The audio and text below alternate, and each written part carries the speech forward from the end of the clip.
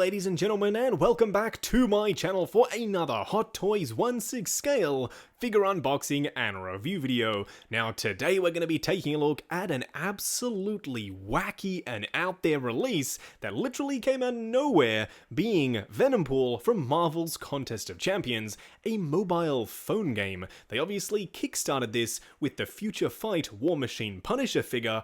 I really liked that release. Will it be the same story for this guy right here? Well, you'll have to stay tuned and find out throughout the course of this video. Now, if you are looking to pick up this guy, he's up for sale right now with toyswonderland.com. Link for that is down in the description below. Don't forget they have 12-month installment plans now available. If you'd like to space out your figure payments over time, you can definitely take advantage of that. Also, while you are down there, why not hit that subscribe and bell notification icon so you're notified as soon as brand new Hot Toys, third party, 1/6 scale, 12 scale, or otherwise content goes live on the channel. What we're going to do now though is get the box laying flat in the light box and do the unboxing. And here we have the box art for Venompool himself. As you can see, a really badass image of either the figure or the CGI render from the game itself. I've honestly never played Contest of Champions. I know it's a mobile phone game, it's super accessible. Maybe after unboxing this guy, it'll sort of egg me on to get started with the game itself. We'll have to wait and see. Number one, I really do like the look of this box art imagery, but I'm still not all that excited, honestly, for the figure himself. I'm more curious over anything else. I've seen him in person a couple of times now. I wasn't all that impressed. Fingers crossed, this guy inside this box is a little bit more impressive from the ones that we saw at the conventions. You'll have to forgive me if I bump the camera in the process of unboxing this guy. This box is super big and the figure inside is really darn heavy. Now you can see another image of Venompool on the back there, a very Deadpool inspired piece of box artwork, very red, and I really like the way it looks. Let's get this guy out here. I've already taken the liberty of snipping the tape. It's always good not to be handling a knife on camera, especially with a box that's this significantly large. Honestly, it might be one of the biggest Hot Toys pieces that I've ever owned. I do believe this guy might actually be bigger than the Hulk himself. Don't worry, we will of course be doing a side-by-side comparison in this video to see what he stacks up like alongside the Hulk, because I know that's a really good point of reference. A lot of people do own the Hulk, and yes, this guy is enormous. As you can see right here, just look at the size of his hands. Those are huge. But we're not here to talk about that. Let's get Venompool himself out here, and there he is. Number one, I'm super curious. This is the first touch test to see what the body feels like. That is super interesting. This guy is made pretty much entirely out of squishy rubber over a body style frame underneath. I didn't expect that. I thought he'd be a solid PVC style piece.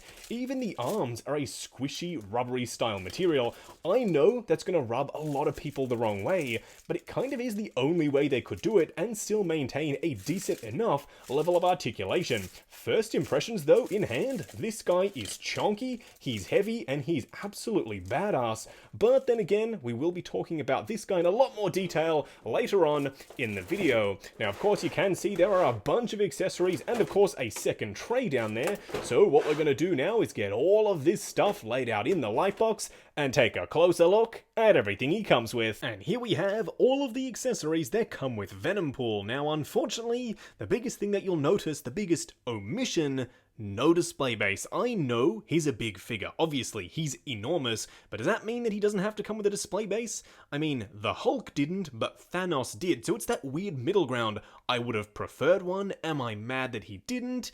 Maybe a little, but still, we're not here to talk about that. Let's talk about the figure himself. The first thing that I want to take a look at are his Venomized Tentacles. They are super glossy, they look like the symbiote, and yes, they can bend as well. There are wires on the inside. They do peg into the body, and you will see that a little bit later, right at the end of the video, when you see the three poses that have been showcased in the conclusion segment, so make sure you are sticking around right to the end. Now, of course, to attach those tentacles to the body, there are these little connections pieces. They are really squishy and really rubbery, but that texture does match very nicely to the tentacles themselves. Will I be using the tentacles? Absolutely, hands down, 100% no, I will not. They look weird, I don't like the way they actually peg into the body there. I'll just be using my Venompool in his badass Venompool only mode, Sans Tentacles. Now, taking a look at the swords themselves, first of all, I love the wraps, they're nicely done. No, they aren't material, but they are very nicely painted. Honestly, in pics, you could probably trick someone into thinking that they are actually wrapped in material themselves. They do just peg onto the body, and yes, the swords can be removed. Unfortunately, they aren't die-cast. They are nice, shiny silver, but they look a little bit cartoony. This is from a video game, so I guess you could make that argument, but still, I would have liked them to be a little bit more realistic, just some added surface detail to make this look like proper metal. The hilt itself is nicely detailed, and so too are the wraps down on the handle there. It's a very nice sword overall, but still, the paintwork could have been, in my opinion, slightly better. Now let's take a look at the two different heads that you can get if you get the special edition version. This one comes with the tongue. It's super gross and it's super glossy. There are a bunch of teeth. Usually, this type of thing would freak me out. I don't know what it is about seeing a bunch of scales or teeth. It just doesn't rub me the right way. But this, for some reason, it just works. I love the way this looks. You can, of course, remove the eyes. They are magnetic if you want to switch them out. And I do like the fact that the staples do come along with the eyes themselves. I was wondering how that gimmick was going to work, but no, those staples do come off with the eyes. You can, of course, remove this tongue if you'd like to swap it out for this one right here that is peg in obviously on the inside there. This one's got a little bit more of a dramatic flair. Yes, you could use it without, but there will be that peg on the inside. You can't really see it unless the light hits it just right. Now comparing the second option, here we have the Grinned closed mouth smiling head sculpt, and it looks really darn creepy, but I love the way it looks. I love the gloss on the teeth, I love the texture on the mask, and the black symbiote for the eyes. It just all works. I know it shouldn't. I know I really shouldn't be liking this, but there's something about it in hand that's just working for me. It's that intangible thing, and I have to say, this figure has got it. Now let's take a look at his Deagle. This is a actual proper mini-sized gun. It is enormous. You can see it does have a working slide action, and of course the magazine can remove with one of the most detailed magazine paint applications I've ever seen. There's a wash over the top. You can see the bullet is nicely painted. It slots on there very nicely. This is one of the most beautiful 1/6 scale Desert Eagles that I've ever seen.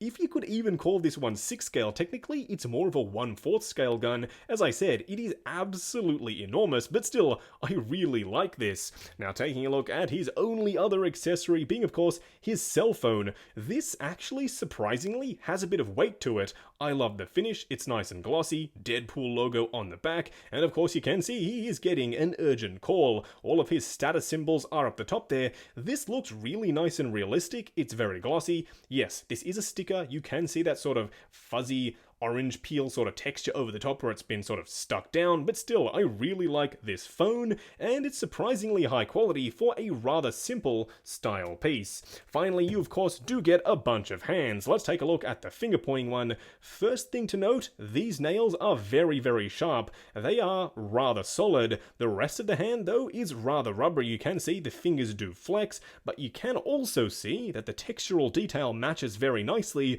to the head, and it will to the body as well, so it all meshes very nicely, even though it's a sort of mismatch or mix-up of different style materials. It all just comes together very nicely, and you'll see that on Venompool himself. So without further ado, what we're gonna do now is get Venompool out here and take a closer look. And here we have Venompool standing straight up and down the lightbox, no crazy poses or accessories or anything like that.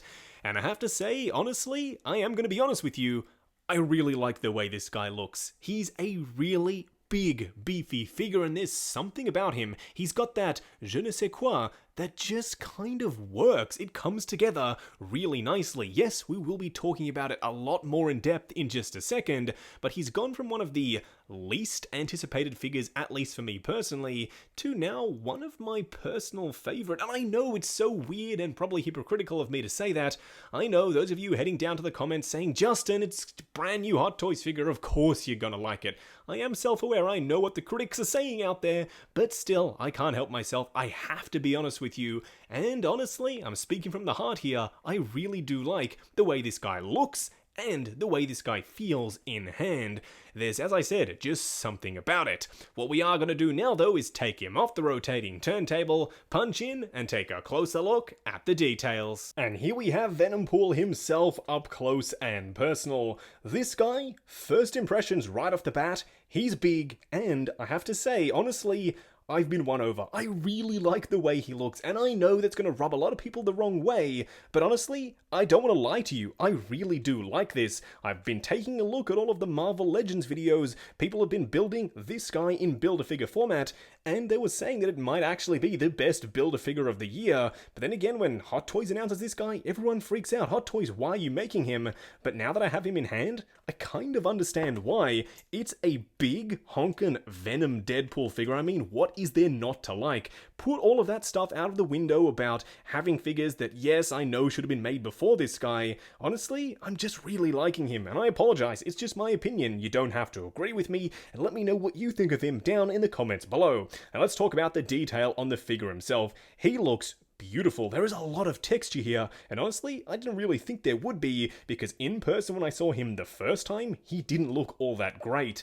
Yes, I know a lot of people are saying this guy looks like a cheap child's toy, but in person, he really doesn't. There's a lot of depth here, there's a lot of sort of different textures and different styles and finishes that come across very nicely. Also, he's huge, and he is really, really heavy. If you hear me straining on camera, it's because he is that darn big and heavy. He's quite a burden to hold. Nevertheless, you can see the swords do nicely peg onto the back there, and it's a really nice touch. Honestly, as I said in the intro, I've never played the game, but this guy looks like a fantastic design for a Venomized Deadpool. Does this mean I'm all in on the rest of the line? I mean, I was already going to get them anyway. Does that mean that I think the designs are a little bit cooler because this guy has won me over? I don't know. I'll have to collect my thoughts on that and let you know a little bit later in the video. Now, in terms of the red, you can see there is a lot of texture throughout the entire thing, just like movie Deadpool. It's a little bit lighter though, and you can see a lot more weathering, because it is based on a video game. They've gone a little bit more crazy with the coloration. That works for me. It's not meant to be overly realistic, but still, it kind of comes across that way. I love the belt. It's a really nice piece. It looks like a leather sort of material style piece, but it isn't. It's all sculpted plastic, but it is painted very, very nicely.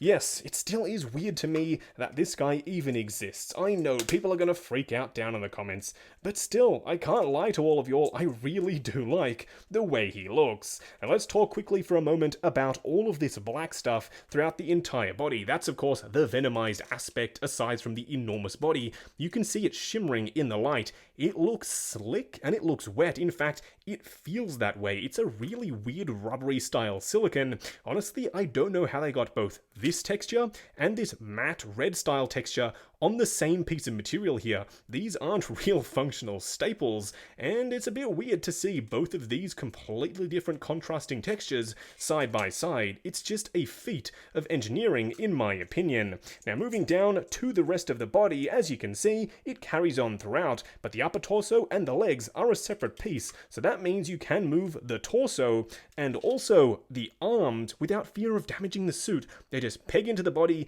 the upper torso pegs into the legs. It's the best design decision that, honestly, I think they could have made here, because that means that this guy isn't going to be damaging his suit when you're moving the arms forward or bending him and swiveling him at the waist. You can get a bit more of a dynamic pose without ruining the aesthetic of the suit over a long period of time. Now, of course, moving down to the feet, you can see they are big, and that really works for this guy. It means he's going to be nice and sturdy, nice and planted on your display, and overall, this guy is going to have one hell of a presence. Now, for a quick side-by-side comparison, here is the Venompool figure standing alongside the Avengers 1 Hulk. And boy, was I wrong. I thought they were going to be pretty much using the Hulk body entirely to create the Venompool figure. They obviously haven't done that. they may very well have used the upper torso because it's roughly the same height, including the arms themselves. The bulk looks fairly similar, but obviously the legs are significantly different. To give Venompool that weird sort of squat but also very bulky and hunched look, they've given him a lot smaller legs. So even if they have reused the upper torso, there's a lot of new engineering going on here, and I really like the way it looks. Again, I was mistaken. I said that this will be one of Hot Toys' biggest pieces. It still is a really big release, but stacked up alongside Hulk, you can see that the big green is a lot taller, and I kind of like the way that looks. You can have your Venompool standing alongside your Hulk, and they won't be exactly the same height, looking like a pretty much carbon copy, just color swap between the two. So yes, even though they are different and different heights, I still love the way this looks. And of course, this video wouldn't be complete without a side-by-side comparison to Deadpool himself. This is of course the Deadpool 2 version. Now yes, I did mistakenly say that this figure was lighter than the Venompool. It's actually the Deadpool 1 figure that's the lighter red. This guy is obviously a hell of a lot darker than the big boy standing right next to him. There are a lot of similarities in the design. Obviously, the red and the black. It's a dead giveaway. This is Deadpool. The belt itself, the logo on the belt, and all of the detailing in the harness work, very darn similar all the way down to that thigh holster strap there, but that's pretty much where the similarities end. There is a huge size difference between the two, and I love the way this looks. I am so tempted, and I'm trying to rack my brain to figure out how I'm going to fit this Venompool in the display standing next to Deadpool himself, because having these two standing together looks absolutely badass. Honestly, one of the most imposing displays in the collection. Just going over articulation on Venompool himself. Now bear in mind, this is my personal copy of the figure, so I'm going to be a little bit more careful. When you get yours in hand, I'm sure you can push the joints slightly further than I'm willing to go. Now starting off with the head sculpt itself, it's on a double ball joint, but there's also a ratchet in the neck itself. So without using the ratchet, that is pretty much the range of motion. Forward and back, pretty darn significant. Swivel and of course pivot as well, but you can also make use of the ratchet going forward and of course going back as well. It's a super sturdy joint, and even using that ratchet, basically you don't have to move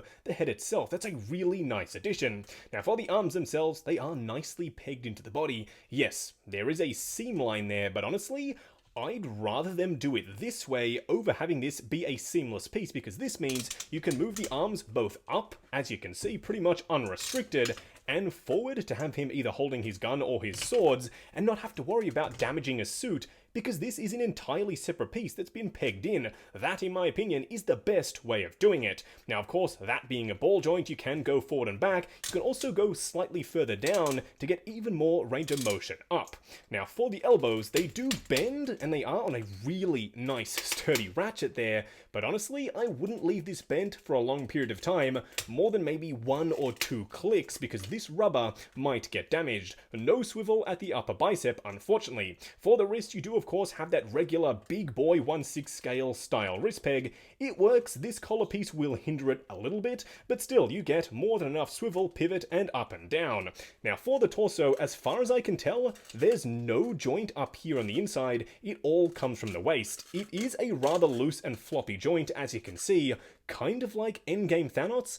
I think they've done that by design, so you're not having to sort of fight with it. You can of course swivel and pivot forward and back. I do like the fact that this belt is actually connected to the body, not this belt itself here, so that means you can move it freely, again, without having to worry about damaging the outfit. Now for the legs, I kinda wish they'd pegged these into the body, but unfortunately they didn't. Going forward on really stiff ratchets to about there, I'd say, before it stops actually clicking, and of course going out pretty much to about there. You will see a hell of a lot of bunching. I wouldn't honestly leave these bent, and it's unfortunate because he's a big boy. The only way a lot of people can fit him in the display case is to have him bent down, and you really don't want to do that for a long period of time.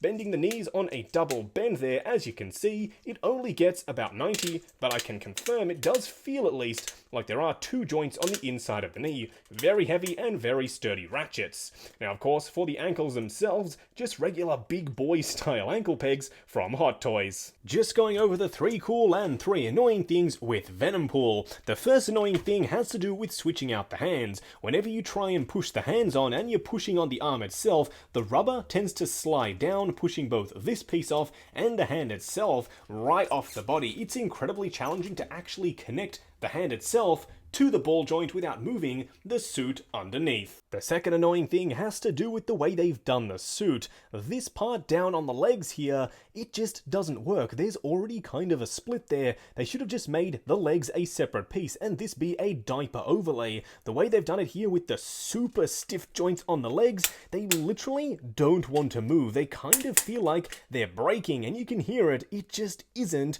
all that nice. The third annoying thing has to do with this connection joint for the swords themselves. They do peg on really nice and securely, but as you can see, they grip on for dear life. Trying to remove them is one hell of a challenge. The first cool thing is obviously the fact that the arms and the upper torso are pegged in to the body. That means you can move them and have them posed without fear of the actual bodysuit cracking because all of these pieces are separate. The second cool thing has to do with the suit itself. There is a hell of a lot of room in the suit, so that means the body can move relatively freely underneath there and still not put too much stress on the suit. Granted, yes, actual moving joints would have been preferable to make sure that you don't damage it whatsoever, but still, having it move underneath and this being really nice and squishy and hollow means that you can get some poses out of it, still exercise a little bit of caution, but you won't completely destroy the suit itself. The third cool thing is the way you switch out the eyes. Yes, they're done by magnet, but the fact that the actual staples do come along with the eye, it's a nice touch. It means that these pieces won't get caught. You don't have to move them out of the way first. It's a really simple but very effective way of doing it. Just wrapping up on the Hot Toys Marvel Contest of Champions Venompool figure, one of the weirdest releases of 2020 and I think almost of all time. This guy has really impressed me. I know I've spoken a lot about being honest in the video, and trust me, you'll have to take my word for it, I am being 100% honest. I'm not saying this because someone's paying me, because honestly, no one is. I wish they were. I wish it was Hot Toys. I've paid for this figure with my own money. Some of you don't believe that for some reason, but no, I literally did. And I have to say, I'm really impressed. He's big, he's beefy, he hits all the right Venom notes, he hits all the right Deadpool notes, the accessories are good, bearing in mind the tentacles aren't all that great. I'd honestly just leave them in the box. They're a little bit weird and not quite my style, but the rest of it I really like. He's a really nice mashup of Venom and Deadpool, two of honestly my favorite characters, and what is there not to like about this guy? He's so big and he's so beefy. I know I've said it already 10 times throughout the course of this video, but it's true. I really like the substantial size of this guy. He feels like a proper high quality piece, and yes, while the bodysuit is rubber, there's enough sort of play in the suit. It's not as tight as you'd expect, so you can move the joints inside the rubber body with the endoskeleton and not really have to worry as much about breaking the joints or either destroying the rubber suit. They work nicely in tandem rather than trying to fight each other. Also, having the arms pegged in and the waist separate, a really great call by Hot Toys. That means you're not stressing out the suit, you can move things independently and have them pose that way for a long period of time. That, in my opinion, is a huge plus. Overall, I don't know why people don't like this guy as much as he really deserves to be liked. As I said, the Marvel Legends community are loving this design for Venompool. I think us Hot Toys collectors sometimes need to take a step back, look at the design, either pick up the figure or don't, and if those of us out there really do like this, we've just got to try and understand that there are different tastes, and we can't all like the exact same thing. There are different opinions, and mine might be slightly different to yours. Doesn't mean either of us are wrong, but if you ask me, I personally will tell you that I really like the way this guy looks, and I can strongly advocate picking him up. Now, if you'd like to pick him up, he is up for sale with toyswonderland.com. Link for that is, of course, down in the description below. They have 12-month payment plans now available if you'd like to space out your figure payments. Check that out. Link is down there, as I said. Also, while you are down there, why not check out the link to 6 Scale Network, the brand new awesome Facebook group. Come along, chat figures, share photos of your collection, and of course, see what's coming up next on the channel. Like, comment, and subscribe, and we'll catch you in the next video.